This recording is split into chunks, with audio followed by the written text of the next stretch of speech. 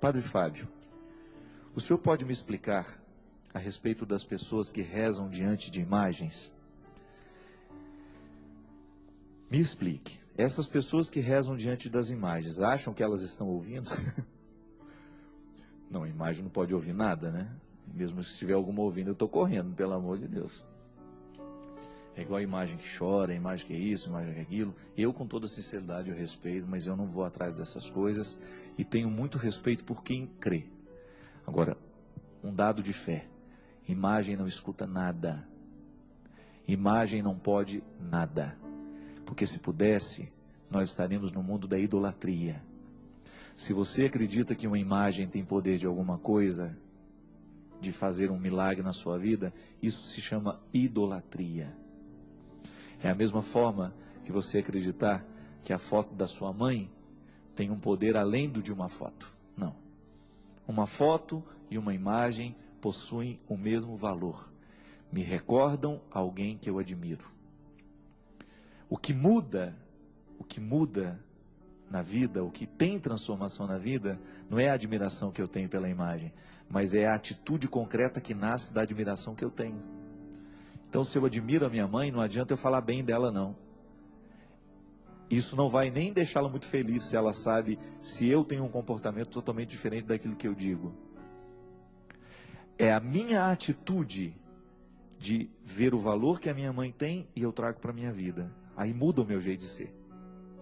Só assim tem sentido a devoção aos santos e a imagem que nós temos em casa, que não é de adoração. Para mim, volto a dizer, se eu tenho um Cristo, uma imagem de Nossa Senhora segurando Jesus, essa imagem é barro. Essa imagem não tem nenhum poder, senão me recordar o valor dessa cena. Nós temos aqui a imagem de Pietà. Para mim, uma das expressões mais bonitas da dor humana é a mãe segurando o filho morto nos braços. Agora, você que já perdeu um filho, você vai se ajoelhar diante dessa imagem e a sua dor vai embora? Não. Esse milagre, essa imagem não pode fazer. Agora, o que ela pode provocar dentro de você é uma identificação da sua dor com a dor que essa mulher sentiu.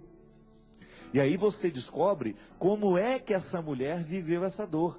Como é que ela segurou o filho morto nos braços e como é que ela continuou a vida dela depois da morte do filho.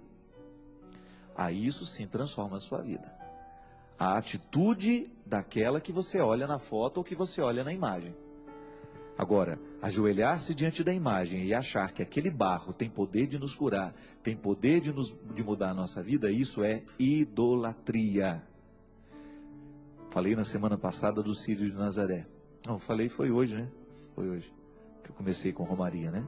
O Círio de Nazaré. Aquela pequena imagem que passa na berlinda pelas ruas de Belém, ela não faz milagre algum. Agora, a Virgem de Nazaré, essa pode fazer um grande milagre na nossa vida se nós vivermos como ela. Porque, até fiz uma música nova para o Círio em que eu falo, quem anda nos seus passos não se perde de Jesus. Porque o bonito da Virgem de Nazaré é que ela está levando o menino Jesus no colo. Eu vou atrás dela é por causa do menino que está no colo dela. Não é por ela só, não. O que faz a multidão caminhar em torno daquela berlinda, engana-se quem pensa que é a imagem grande. É a pequenininha que está no colo. Nossa Senhora só é o que é porque ela tem o filho nos braços. Ela nos oferece o Cristo. Só por isso nós estamos atrás da procissão, porque eu quero o Cristo que ela anuncia. Agora, pensar que aquela imagem tem poder de fazer milagre na minha vida, na sua vida, isso é idolatria. E nós não ensinamos isso, a igreja não ensina isso. Ensina que entre a imagem e a minha vida pode haver uma ponte. Aquilo que ela me lembra, tanto é que ela pode ser mudada. Pode ser um esse ano, pode ser outro o ano que vem. Pode ser outra do outro, sabe? Mesmo que seja a imagem da manifestação miraculosa de Deus. Não importa. Ela é apenas um sinal, é uma matéria temporária. Quando aquele pastor chutou a imagem de Nossa Senhora Aparecida, houve uma manifestação pública, né? As pessoas indignadas com o gesto do pastor. Eu não vou julgar o gesto dele, mesmo porque já fizeram muito isso. Eu só vou dar um significado daquilo. Na época que aconteceu para mim, primeira coisa que me veio. Ele tentou ensinar um valor através de um gesto grosseiro. Ele tentou ensinar uma verdade a partir de um gesto grosseiro. Ele estava tentando dizer, o gesso não muda a vida de ninguém. Mas ele não precisava ter chutado a imagem para poder demonstrar que o gesso não tem poder de transformar. Da mesma forma como é grosseiro eu chegar na sua casa e rasgar a foto das pessoas que você ama.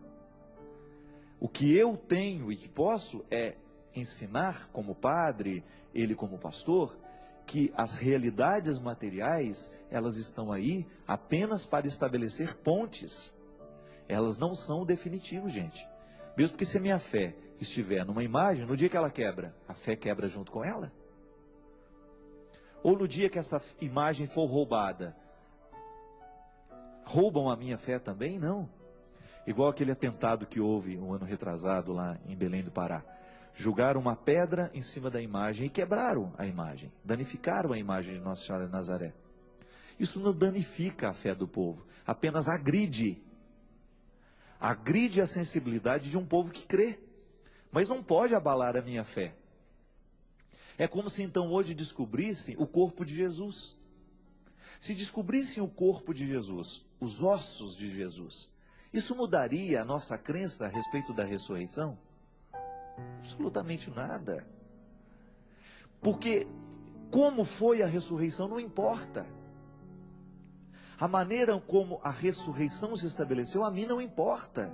O que importa é o Cristo ressuscitado presente na igreja e sua força atuante através dos primeiros discípulos, através das primeiras comunidades. A nossa fé está nisso. Por isso que quando publicaram essa baboseira do Código da Vinci, aquela coisa toda, nossa, um atentado contra a fé, e as bancas estão cheias de livros assim, o livro que vai mudar o destino do cristianismo. Que palhaçada!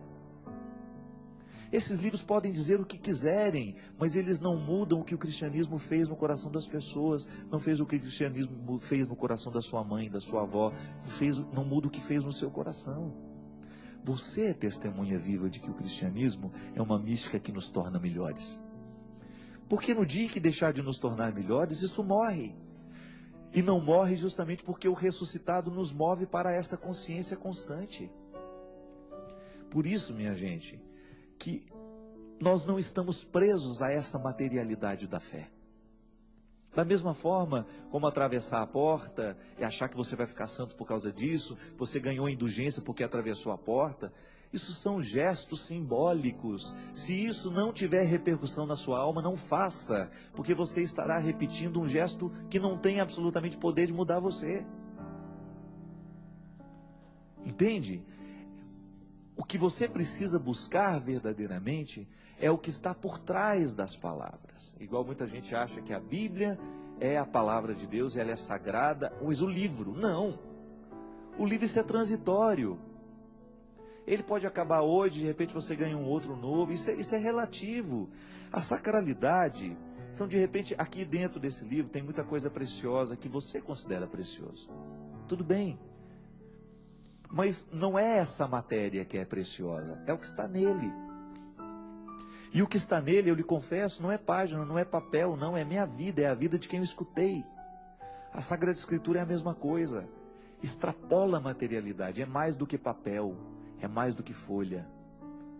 Mas é isso que está aí gravado no seu coração. Isso sim é sagrado. E às vezes, minha gente, nós caímos num processo religioso tão infértil, porque nós nos prendemos na materialidade das coisas. A gente acha que fé é isso, e fé é o contrário. Igual outro dia, estava assistindo um vídeo de Joseph Campbell, um dos maiores especialistas de mitologia no mundo.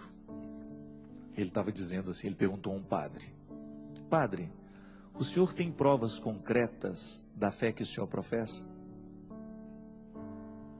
Aí o Joseph Campbell não esperou nem o padre responder. Padre, não fique conflituado com a minha pergunta, porque se o senhor tiver provas concretas da sua fé, então não é fé mais.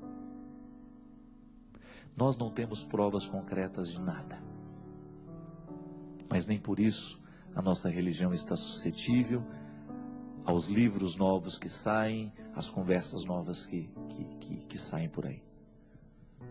Cada tempo sairá uma coisa. Porque se você for colocado diante do tribunal, vamos começar a partir de você. E o juiz vai dizer assim: olha, eu quero que você me dê uma prova concreta de que você ame o seu filho. Você não vai saber fazer absolutamente nada. Sabe por quê? Amor extrapola a materialidade. O presente, por exemplo, é um bem material. Você ama alguém, você grava um CDzinho, coloca músicas que você gosta, você escreve um bilhetinho carinhoso e você entrega àquela pessoa. Isto é uma materialidade tentando significar o que não é material. Mas não é assim que você dá provas de quem você ama, mesmo porque isso pode passar pela falsidade. Você pode muito bem ir numa festa de aniversário e levar um presente por obrigação, só para não ficar feio. Quantas vezes vai, tem que levar, né? Fazer o quê? Quando na verdade, o presente que verdadeiramente agrada a gente é o que não é material e que no dia a dia você recebe do outro. Aquele olhar de felicidade quando te encontrou, aquele abraço carinhoso, aquela mensagenzinha no celular dizendo que está com saudade de você. São coisas simples que você percebe, mesmo que não haja materialidade. Você não tem como dar provas concretas de que você ama alguém. Isso é muito difícil, é quase uma ingratidão. É quase um desaforo você ser colocado nessa parede. Olha, me dê prova de que você me ama. Isso não existe. E só os imaturos pedem prova de amor, né? Os inseguros. Eu quero que você prove que você me ama. Pelo amor de Deus, eu não tenho como provar nada. Se eu não for competente o suficiente para fazer você sentir que eu te amo, então eu realmente não amo. Eu assumo a minha incompetência. Eu não tenho como lhe provar absolutamente nada. Agora, se o meu jeito de viver não é o suficiente para você entender que eu te amo, então eu não tenho o que fazer. Eu não tenho o que falar. Esse é o contexto da fé. Quando você não tem o que oferecer materialmente, mas você está ligado de outra forma. Não é a materialidade que nos prende, é algo que vai além. É algo que extrapola o contexto do material. E eu confesso para vocês que acho que a vida é muito mais interessante quando ela está aí. Quando as coisas são muito concretas, a gente corre o risco de viver no artificial. Quando uma pessoa pede de você aquilo que você tem. Eu me recordo, minha gente, que na doença do Robson, logo quando ele precisou fazer a primeira cirurgia, ele quase morreu. Teve um dia que eu fiquei vários dias lá em Formiga por causa dele. Algumas noites eu dormia lá na casa dele, ficava com ele. Numa daquelas noites eu estava deitado ao lado dele. Eu me recordo que eu estava acordado e percebi que ele estava acordado também. Só que ninguém falou nada. De repente ele me perguntou: meu amigo, você está acordado? Eu disse: estou, Robin. Por quê? Você está precisando de alguma coisa? Ele falou assim: não estou precisando de nada não. Eu estou com febre, mas já tomei o remédio. Aí passaram-se alguns segundos assim em silêncio. Aí ele falou assim, percebi que ele estava chorando e ele falou assim: mas eu queria lhe falar que ter você aqui do meu lado torna mais fácil esse momento tão difícil na minha vida. É disso que eu estou falando. Ali naquela hora não tinha nada de material que eu pudesse fazer.